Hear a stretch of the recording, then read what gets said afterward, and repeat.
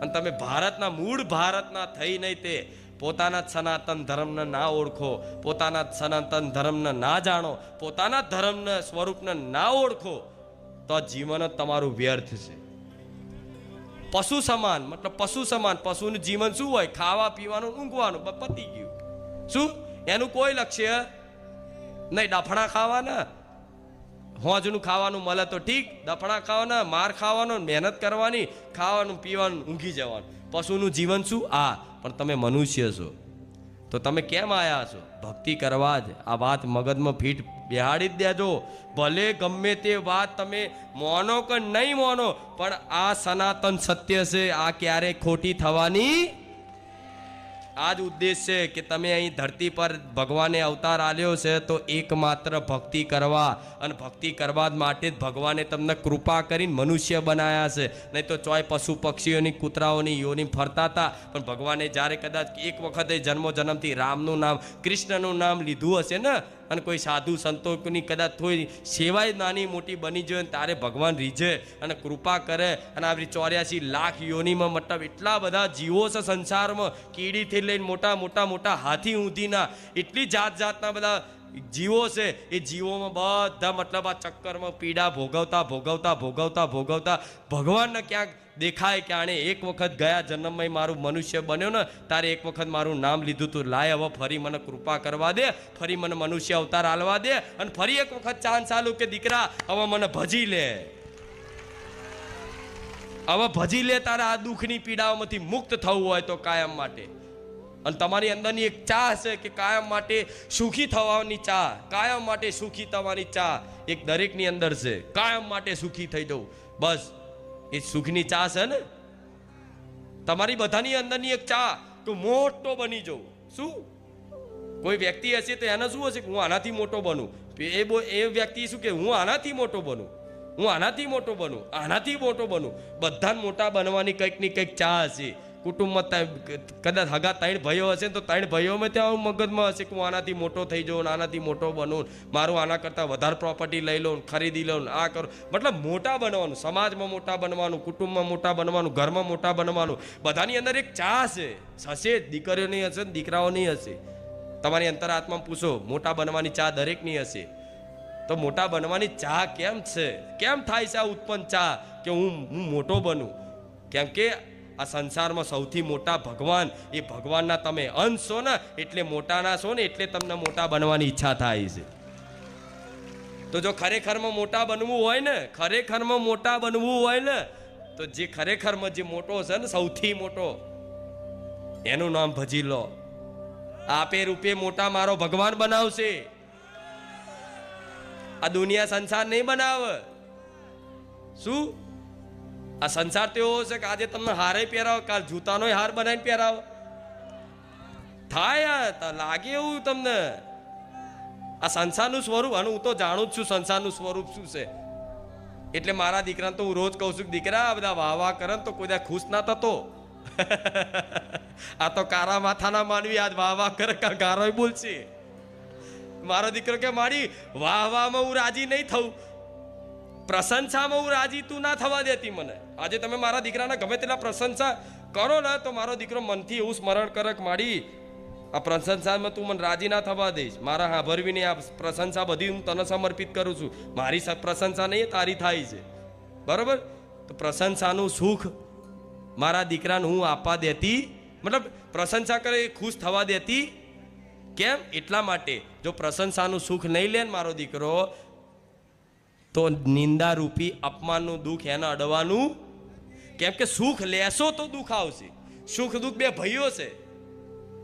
સુખ તમે લીધું, પાછળ દુઃખ આવ ને. તો પ્રશંસાનું સુખ લીધું મતલબ ફૂલ્યા. હા હા હા, સાચી વાત છે, મારા જેવું કોઈ નહીં.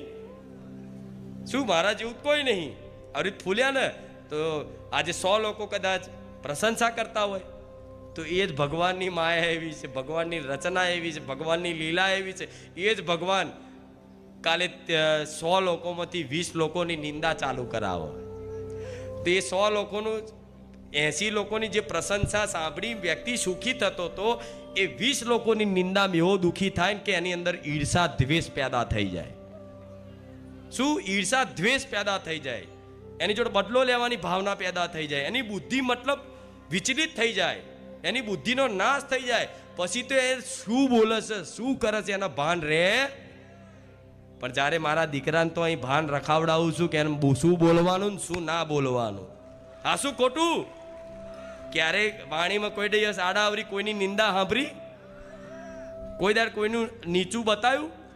આ વ્યક્તિ આમ છે, આ ભુવાજી આમ છે, આ આમ છે, આ આમ છે. કેમ મારા દીકરાને સમજણ પાડી છે કે ના, સંસાર શું કરે છે એ જોવાનું નહીં, આપણે શું જોવાનું છે કે બારે જા ધામમાં જે ભાવિક ભક્તો આવે છે એના માર્ગદર્શન હેતુ મારા માતાને શું માર્ગદર્શન આલવાનું છે, તારે એ જ ધોન આલવાનું છે.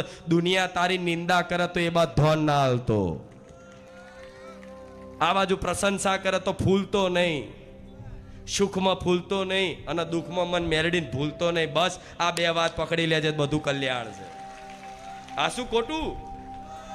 હા, તેમને સુખ ના આલ દે માતાજી, પેલા તો ટીચીને તૈયાર કરશે બરોબર. કોણ પારકા કોણ પોતાના ખબર પડશે. પારકાય પોતાના લાગતા હશે, પછી જયારે સુખ આવશે ને ત્યારે ખબર પડશે તમને. જયારે દુખી હતો ને તારે મારી માં સિવાય મારું કોઈ નતું, આ તો અત્યારે પ્રશંસા મારા રૂપિયા જોઈને કરે છે. અત્યારે તાત્કાલિક જો સુખ મળી જશે ને તો ક્યાંક આ સંસારની મતલબ વાતોમાં આવી અને તમે સંસારના બની જશો. પૈસા હશે, પરિસ્થિતિ હારી હશે, કે તમારી કંઈક નામના હશે તો બધાય બોલાવશે. તો તમારે માની લેવાનું કે મને નહીં બોલાવતા, મારી પરિસ્થિતિને જોઈને મને પગે લાગે છે, મારા રૂપિયા જોઈને મને મોન હાલે છે. તમારે વિચારી જ લેવાનું. તમે એવો અહંકાર ના કરતા કે આ મારું સન્માન થાય છે. ના, રૂપિયાવાળાનું સન્માન ક્યાંક થતું હોય, ક્યાંક ખુરશી મળતી હોય ને, તેવો અહંકાર કાઢી નાખજો કે તમારું સન્માન થાય છે. તમારી પાછળ આ રૂપિયા છે ને, એ રૂપિયાના ખુરશી મળે છે, તમને નહીં મળતી. નકર થઈ જાઓ ગરીબ, ખબર પડે. આ શું ખોટું? એટલે ફૂલવાનું ભગવાને આલ્યું હોય તો એની કૃપા છે. તમને જે બી વધારે આલ્યું હોય, આ તો હગા બે ભાઈઓમાં મતલબ મોટાઈ બતાવવા જાય, ઘરમાં ને ઘરમાં મોટાઈ બતાવવા જાય. ઘરમાં હાહુઓ હોય, દેરાણી જેઠાણી હોય, બધું એકબીજાને મોટા બતાવે. તારા કરતા હું આમ છું, મારી જોડે આ છે, મારી જોડે આ છે, મારા બાપ જોડે આ છે. મારે શું કહું, આ દીકરાઓમાં જ છે બધું. કોઈ મિત્રો જોડે કે મારા જોડે આટલું છે. જે છે ભગવાનની કૃપા છે. તો આ શીખ કેમ આલું છું? મારે સુખ હાલવાનું છે તો મારે શિક્ષા તો હાલવી પડશે ને જોડે. આ શિક્ષા રૂપી પરીક્ષા છે. આ પરીક્ષામાંથી પરીક્ષા હું જ લઈશ, ચિંતા ના કર, હું ઊભી રહીશ જોડે. શિક્ષકનું કાર્ય શું હોય? પેલા ભણાવવાના આખું વર્ષમાં એકવાર પરીક્ષા આવતી હોય ત્યારે જે શિક્ષક તમને હાથ ફેરવી સમજાઈને ભણાવતો હોય એ જ શિક્ષક પરીક્ષા વખતે આમ અદબ વારીને ઊભા રહે ને. એ શિક્ષકને તમે ઓળખતા હશો ને તો ધીરે ને જોશો. તે દાર કે લક્ષ મોની પરીક્ષા છે એટલે ટાઈમ જાય છે. આ શું ખોટું? અને શિક્ષક ખરેખરમાં તમને બહુ ઓળખીતો હશે ને તો ધીરે રહીને કહેશે પેલું લખી લે. તો એ વખતે આ સમયગાળો છે, જો ભક્તિના માર્ગમાં આવશો તો વચ્ચે એવી પરિસ્થિતિ આવી જશે કે તમને વિશ્વાસ છે કે માતા છે, તમને વિશ્વાસ છે કે માતા દરેક મનની વાત મારી જાણે છે, દરેક વાત મારી સાંભળે છે. છતાંય તે વચ્ચે સમયગાળો એવો આવી જાય કે તમને એવો સંપૂર્ણ રીતે વિશ્વાસ હોય કે માતા છે, મારી વાત સાંભળે છે, મને જોવો છે, બધું જ. પણ છતાંય અંદરથી એક અહેસાસ થાય કે હારું માતા છે કે નહીં, આવું થઈ જશે. કેમ કે એ ટાઈમે હું એવો અહેસાસ, હું હોવા છતાંય તે તમને એવો અમુક વખત અહેસાસ કરાવીશ કે હું કશું જ નહીં સાંભળતી. શું કહું છું સમજ પડે છે ને? અમુક વખત એવી પરિસ્થિતિ આ ખુખાર મેરડીમાં માં કગરતા હશો ને તો તમને એવું જ લાગતું હશે કે મારી નહીં વાપરતા. પણ એ ટાઈમે હું સાંભળીને તે એવું દર્શાવું છે કે હું નહીં સાંભળતી. પણ છતાંય જો વિશ્વાસ રાખશો કે હું સાંભળું છું તો ખરેખરમાં હું સાંભળું જ છું આ બધી વસ્તુ. પણ એ ટાઈમે શું થાય છે? પરીક્ષા. એટલે મારે શું કરવું પડે? ભગવાન આગળ મારે કશું કરાય? મારે કમ્પ્લેટ તૈયાર કરીને રામચંદ્ર ભગવાનને બિરાજમાન કર્યા રાજા તરીકે. શું રાજા તરીકે? તો એ રાજાના રાજ દરબારમાં મતલબ તમને લઈ જવું, પરીક્ષા લેવડાય, તારે પછી તો મારે શું કરવું પડે? આમ ઊભું રહેવું પડશે ને અદબ વારી. મારી શું કહું તો કહું તે તને જે શીખવાડ્યું કે હા શું ખોટું? એટલે આ જીવનમાં એવી પરિસ્થિતિ આવશે, પરીક્ષાની ઘડી, ત્યારે તમે પ્રાર્થના કરશો, રોશો ને તોય તમને એવો અહેસાસ થશે કે માડી મારી વાત સાંભળશે કે નહીં સાંભળતા. ત્યારે સમજી લો કે માડી અડપ પાડીને ઊભા છે. માડી અદબ પાડીને ઊભા છે. શું? માડી અદબ પાડીને ઊભા છે. તો તમારે સમજી લેવાનું કે માડીએ જે જીવનમાં શીખ આલી છે, જે જ્ઞાન આલ્યું છે, હવે એ જ્ઞાનના આધારે હવે મારે શું કરવું એ પરીક્ષાની ઘડીમાં એ પેપરમાં પાસ મતલબ પેપર લખવાની જવાબદારી તમારી છે. અને એ પેપર લઈ જઈને મારા ભગવાનને બતાવીને પાસ કરાવવાની જવાબદારી મારી મેલડીની છે. ભલે કદાચ એ પરીક્ષામાં એ ભણતરમાં તમને કશું લખતા નહીં આવડ્યું હોય, શું આધુનિક ભણતરની વાત ના કરતા હો. હા, એમાં તો મહેનત કરવી પડશે. એમને ખુખાર મેલડી પાસ નહીં કરી આલે. આ પરીક્ષા જે કેટલાય માનતા રાખી મારી ખુખાર મેલડી મને પાસ કરી આલશે. જો કે પાસ માનતા રાખી થઈ જાય, પણ હું શું કહું, મહેનત કરવી. પણ આ જીવનની પરીક્ષાની વાત છે. આ જીવનની પરીક્ષામાં જે શીખો ને અત્યારે આ જ્ઞાન પ્રાપ્ત થાય છે. આ શાંતિથી સાંભળો છો મને માતા, આ સાંભળો છો તો આ જે સાંભળ્યું એ પરિસ્થિતિ તમારા જીવનમાં આવશે. અને એ પરિસ્થિતિ જ્યારે આવશે ને ત્યારે એવો અહેસાસ થશે કે ભગવાન માતાજી છે કે નહીં, સાંભળે છે કે નહીં, શું છે કે નહીં, સાંભળે છે કે નહીં. ત્યારે સમજી લો કે મારી અદબ વારીને ઊભા છે. હવે મેં જે તમને શીખવાડ્યું છે એ પ્રમાણે તમારા જીવનનું મતલબ એ જીવનનો સમયગાળો એ પ્રમાણે તમારે ગુજારવો જોઈએ. કોઈ કદાચ તમને તમારી નિંદા કરે, કોઈ તમને પરેશાન કરે, કોઈ તમને હેરાન કરે, કોઈ નિર્દોષ હોવા છતાંય તમારી પર આરોપ નાખે, તમારું લઈ લે, તમારું પડાઈ લે, તમારા હકનું પડાઈ લે, બધું કરે, છતાંય તે તમારે એવું રાખવાનું કોઈની જોડે લડત કરવાની જરૂર નહીં. એવો વિશ્વાસ રાખજો કે મારી આ અમારી પરીક્ષાની ઘડી ચાલે છે, તું અમારી વાત સાંભળે છે. મને વિશ્વાસ છે કે મારી ખુખાર મેલડી મારો ન્યાય આજે ને કાલે લાવશે. પણ માં મને વિશ્વાસ છે, બસ તું આની આ સમયગાળા તું ખાલી જોડે રહેજે, કંઈક અણસારે આવજે કે હું તારી જોડે છું. બસ આ થયું ને, આ થયું ને તો બધું જ આવી જશે, બધું જ આવી જશે. આ પરીક્ષાની ઘડીમાં મતલબ જે સમયગાળો કાઢવાનો છે તેટલે કઢાઈશ કે આમાં તમારું જીત છે. શું? દરેક પરિસ્થિતિ મંગલમય છે. આ વાતને કોઈ ગળે ના ઉતરે, કેમ કે તમારી અંદર એટલું સાચું જ્ઞાન નથી. જીવનના એવા અનુભવ થયા છે પણ એ અનુભવનું મંથન ક્યારેય કર્યું નથી, એટલે ના થાય. પણ હું માતા એવું કહીશ, દરેક પરિસ્થિતિ મંગલમય હોય છે. ખરેખરમાં બધું જ ભગવાને જે રચના રચાઈ છે ને, જે પરિસ્થિતિ જે વ્યક્તિને આપે છે ને, એ પરિસ્થિતિ ભગવાન એટલે જ આપે છે અને એવા જ આપે છે કે એ પરિસ્થિતિમાં વ્યક્તિનું મતલબ ઉદ્ધાર થાય, નિર્માણ થાય, ભગવાન તરફ એ સન્મુખ થાય. એના માટે ભગવાન જેને મતલબ પોતાના સન્મુખ કરવાના હશે ને, માતાજી જેને પોતાના શરણમાં સ્વીકારવાના હશે ને, એ આસ્તિક હોવા છતાં એના જીવનમાં એવા દુઃખ આવશે, એવા દુઃખ આવશે કે દુઃખની વેદના નહીં સહન થાય ને તો છેલ્લે રોઈ જશે કે માં હવે સહન નહીં થાય, માં હવે તું જ સંભાળી લેજે. કૃપા ખરેખરમાં આ સાંસારિક સુખ મળી જાય, માતાજી ગાડી લઈ આલે, બંગલો લઈ આલે, માન સન્માન ઇજ્જત આપી દે, એના સુખ ના માનતા, કૃપા ના માનતા માતાજીની. શું કહું છું સમજ પડે છે ને? માન સન્માન થઈ જાય, ગાડી આવી જાય, બંગલો થઈ જાય, રૂપિયા આવી જાય, એના કૃપા ના માનતા. એ કૃપા સજ નહીં, એ તો ખાલી મારી મેરડીને સંગ કર્યો ને એનો પ્રભાવ છે. શું? કૃપા તો અસલી એ છે, કૃપા તો અસલી એ છે કે આ બધી વસ્તુની ઈચ્છા છે ને એ ઈચ્છાઓનો નાશ થઈ જાય તો મોનજો ખુખાર મેલેડીની કૃપા. શું? ઈચ્છાઓનો નાશ થઈ જાય, ગાડી બંગલા કશું જોતું નહીં. અને ખરેખરમાં પામમાં સુખ નહીં. શું? પામમાં સુખ નહીં, સુખ ત્યાગ કરવામાં છે. રામચંદ્ર ભગવાને ત્યાગ કર્યો ખબર છે? 14 વર્ષ વનવાસ મતલબ રાજપાટ ત્યાગ કર્યો. ભગવાને ત્યાગનું મતલબ મહત્વ શું આલ્યું છે? કૃષ્ણ ભગવાને એમને આખું ગોકુલ માંથી છેક મથુરા છોડી અને વૃંદાવન આવી ગયા, રાજા ધીરાજ તરીકે દ્વારકાધીશ બન્યા. ખબર છે ને? જરાસંધના ત્રાસથી, જરાસંધ દુષ્ટ હતો એના ત્રાસથી બધાને હેરાન કરે કે હવે મારા લીધે કે મારી પ્રજાને હેરાન કરે એના કરતાં લાય હું જ તે અહીંથી બધાને લઈ અને ડાયરેક્ટ મારી નવી નગરી સ્થાપિત કરું. ત્યારે ભગવાને દ્વારકા નગરી સ્થાપિત કરી. તો તો ભગવાને આખું મથુરા ગોકુલ બધું છોડ્યું, ખુદ રાધાજીને છોડી દીધા, ત્યાગ કરી દીધા છે, ખબર છે ને? તો સમય પરિસ્થિતિ બધું ત્યાગ નહીં કરો છતાંય ત્યાગ થશે. આ શરીરે ત્યાગ કરવાનો સમય આવશે. સંસારનું સ્વરૂપ છે છૂટવાનું, છૂટશે. હવે જે વસ્તુ છૂટતી જાય છે એને તમે પકડવાની વાત કરો છો, તો તમારા જેવા મૂર્ખા કોઈ નહીં જગત. આ વાત ઉતરે છે હું કહું છું એ.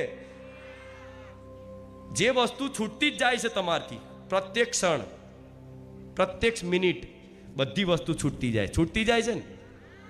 દિવસ ગણો, છૂટતી જશે ધીરે ધીરે ધીરે ધીરે ધીરે ધીરે ધીરે ધીરે ધીરે ધીરે ધીરે ધીરે. તમારી આ જવાની છૂટતી જઈ, બાળપણે છૂટી ગયું, કહેવાયું બાળપણ, બાળપણ છૂટી ગયું. જવાની આવી, જવાની ધીરે ધીરે છૂટતી જાય છે. ધીરે ધીરે જવાની છૂટતી જાય છે તો ધીરે ધીરે વૃદ્ધાવસ્થા આવશે, વૃદ્ધાવસ્થા આવશે, વૃદ્ધાવસ્થા જ છૂટશે. વૃદ્ધાવસ્થા છેલ્લી ઘડીમાં શરીર છૂટી જવાનું ને. તો જે વસ્તુ છૂટી જવાની છે એને પકડવાની મૂર્ખામી શું લેવા કરવી? સમજ પડે છે કે પછી ઉપર જ વાતો કરું છું? હા, હું તો આધ્યાત્મિક, હું તો એટલી બધી ઊંચી વાતો કરતી થઈ જાઉં છું તો મને માતાના અમુક વાર એવું થાય છે કે મારી વાત સમજે છે કે નહીં સમજતા. જે વસ્તુ છૂટતું જ જતું હોય એને પકડવાનો પ્રયાસ કરવો, બળ કરવું, એ મૂર્ખામી છે. શું મૂર્ખામી છે? અને હોશિયારી શું છે? જે છૂટે છે છૂટવા દે, હસતા હસતા કે મારી માએ કંઈક મારું ભલું વિચાર્યું હશે.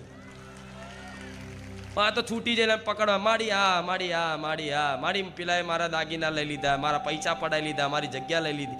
અલ્યા પૈસા કોઈની તાકાત નહીં પડાવવાની. ક્યાંક ને ક્યાંક વાતે એ તારા કર્મોનો નાશ કરવા માટે માતાએ 50,000 રૂપિયા કદાચ જવા દીધા, જવા દે, બેમાની ના હશે, છોડ દે. એટલે એનો મતલબ એવો નહીં કે જતા કરી દેવાના, માગવાના, પણ અગર પ્રયત્ન કરવાથી, માનતા રાખવાથી નહીં આવતા તો છોડ દેવાનું. માડી છોડ, મારે યાદ નહીં કરવા. તમે ત્યાગ કરશો ને, કદાચ 50,000 કદાચ ત્યાગ કર્યા ને તો હવે 5 લાખ આલવા વાળી ખુખાર મેળવી છે. કદાચ ભાઈઓ ઘર માટે, જમીન માટે લડતા હોય અને લડતમાં તમને એવું લાગે કે બહુ મોટું સ્વરૂપ ધારણ કરશે ઝઘડાનું, તો તમે સમજૂન હોશિયાર હોય ને તો એ ભાઈને એવું કહેવાનું કે કામ કર, લડવું નહીં, લે હું લખી છું, લઈ જા, તું ખુશ છું ને લઈ જા, લે. હસતા હસતા આપી દેજો. હું એવું કહું છું કે ભાઈ જોડે કદાચ 2 માળનું ઘર હશે, હું તમને બંગલો બોધ્યાલી, મોટો મહેલ બોધ્યાલી. આ બધું પણ કોઈને બસ મારા હકનું જવા દઉં, મારું હું જવા દઉં, મરી જાઉં પણ છોડું. માણસ એવા છે કે જગ્યાઓ હાતર કેસો કરી, ભાઈઓ જો કેસો કરીને ઘયડા થઈ જાય ને તો કોર્ટમાં કચેરીના ધક્કા ખાધા. જેટલી જમીન નથી ને એના કરતાં તો કોર્ટ કચેરીમાં વકીલો પાછળ પૈસા બગાડ્યા માણસ હોય. મૂર્ખામી નહીં?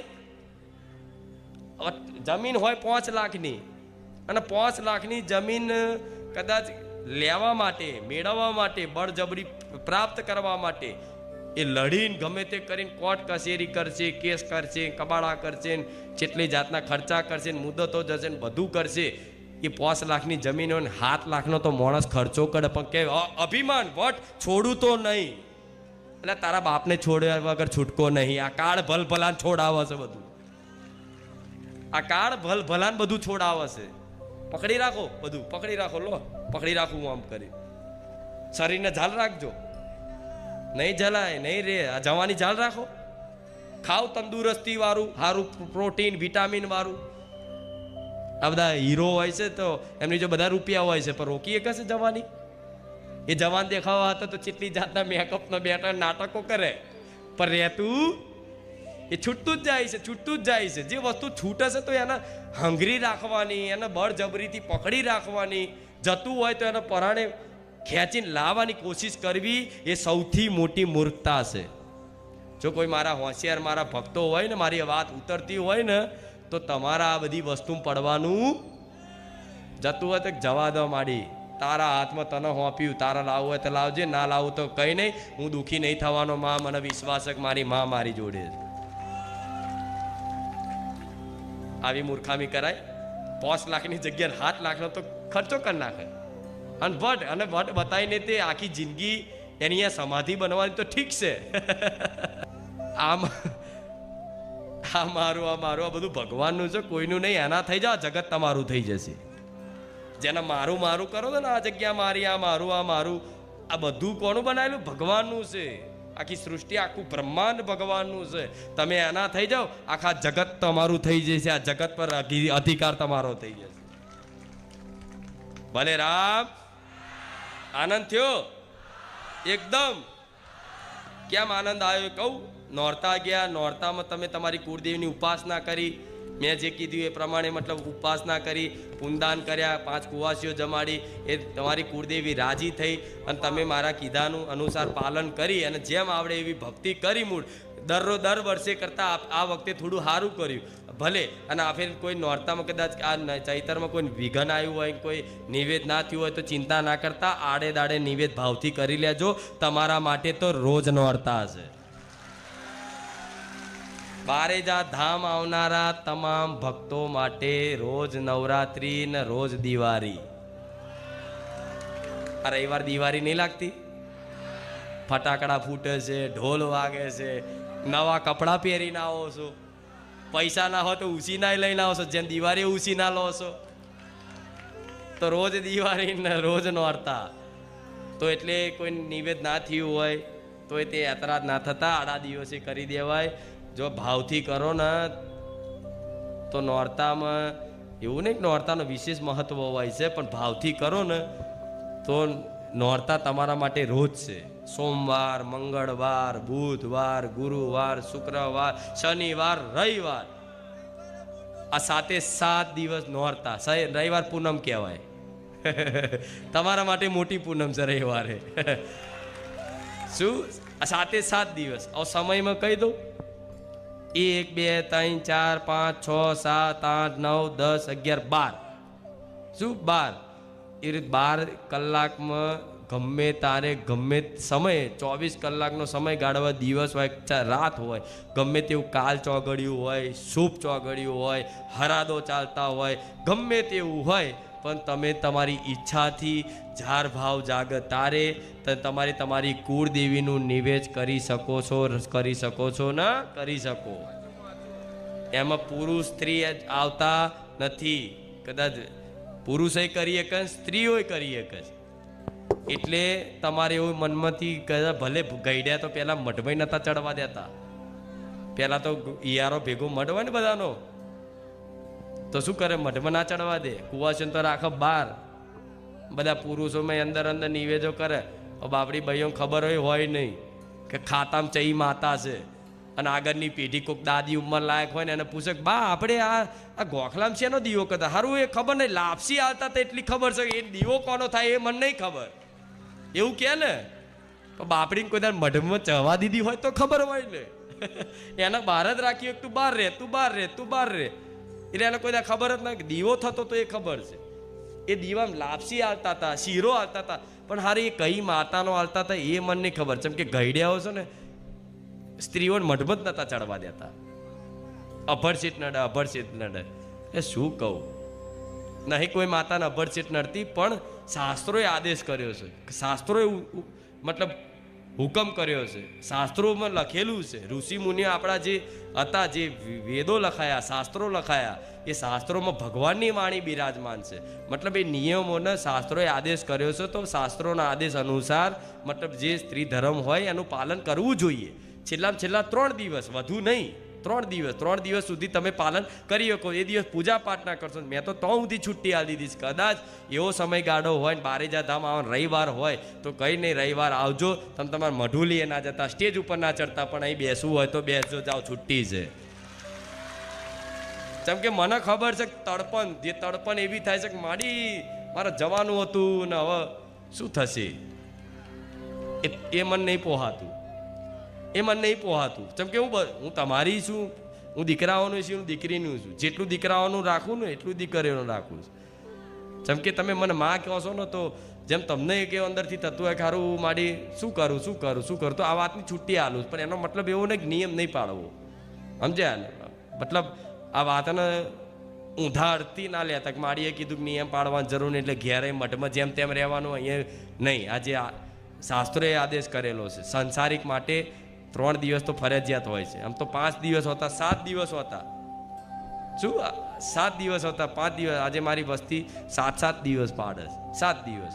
તમને નહીં કહેતી, જોકે અમને હવે કહી દીધું 7 દિવસ નહીં હોય તો વાંધો નહીં, 5 દાડા પાડશો તોય, અને બહુ મજબૂરી 3 દાડા. જોકે પરિવાર મોટું હોય તો 5 દિવસ ચાલે, પણ પરિવાર નાનું હોય તો 3 દિવસ. અને પરિવારમાં કોઈ ના હોય, કોઈ ના હોય, કોઈ ના હોય, મતલબ એક જ મતલબ સ્ત્રી રહેતી હોય, કોઈ દીકરી રહેતી હોય, મતલબ કોઈ બી એવી મજબૂરી હોય ને એકલી જ રહેતી હોય, તો એના માટે કોઈ નિયમ નથી. આ વાત કોના માટે છે? જેને મજબૂરી છે, કશું જ નહીં, મતલબ એકલી જ કોઈ સ્ત્રી રહેતી હોય, કોઈ એકલી જ કુવાસી રહેતી હોય, તો એના માટે આ નિયમ લાગુ પડતા નથી. કેમ કે પરિસ્થિતિ પ્રમાણે નિયમ હોય છે. એટલે તમે એક ઊંધો અર્થ ના લેતા હો, નહીં તો મારે શાસ્ત્રોનું ઉલ્લંઘન મારથી ના થાય. હા, શું ખોટું? જો ભાવ હશે તો હું એવું કહું, મને કશું નહીં, ડિલિવરીના ખાટલે મને યાદ કરો તો હું નહીં આવતો ડિલિવરી કરવા, હું ખુખાર મેલડી જ આવું છું. હવે કોઈ કુવાસીને મતલબ એવી તકલીફ પડી હોય તો મહાકાળી માતાને યાદ કરે કોઈ દીકરી, તો મહાકાળી એવું કહેશે કે ના ભરશે ટળશે મન, માં થોડી કહેવાય યાર. ના, પણ નિયમ આલેલો છે, પાડવું જોઈએ. ભલે રામ. હવે કોઈ સંશય કોઈ વાતનો મતલબ, જો કે મારા પ્રવચન એવા હોય છે બધાને લાગવું પડે. અંદર રવિવાર તમને એવું લાગે કે માડી આ મારી વાત તય કરી, કોને એવું થાય છે કે માડી આ તું આ મારી વાત કરી, બધા કોઈ બાકી નહીં. જો કઈક ની કઈક લાગુ પડે એવી વાત આવી જાય ને, મારી આ મારી જ વાત છે, મારી આ ત્યાં મને જ કીધું, તો હા મેં તમને જ કીધું. બધાનું મનનું મંથન કરી અને પછી બોલું શું શું માંગ છે, શું શું અરજીઓ છે, કેવી કેવી પરિસ્થિતિ ઘેરાયેલા છો, એ બધાનું જોઈ અને પછી પ્રવચનમાં શું બોલું શું કહેવું ને એ પછી હું નક્કી કરું છું. મારો દીકરો મોઢે કરીને નહીં આવતો કે ચોપડા વાંચીને આવતો હોય. ખરું આ 2-2 કલાક, 2.5 કલાક ખરું આ પ્રવચન કરે છે તો ઘેર મોઢે કરીને આવતા હશે? એવું થાય કે નહીં? અલે આ ચોપડામાં ચો લખેલું છે આવું? હા, શું ખોટું?